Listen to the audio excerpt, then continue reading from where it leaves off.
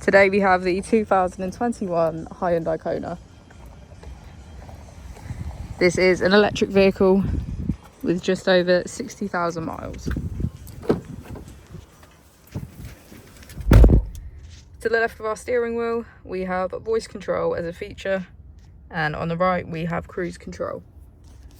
Moving on to our screen, we can access navigation, Blue Link, radio, Apple and Android CarPlay, and settings. If we put the vehicle into reverse, we can see that it comes with a rear parking camera with front and rear parking sensors.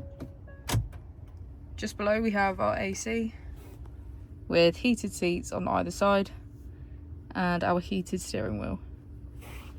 If we press our mode button, we can switch between sport, eco, comfort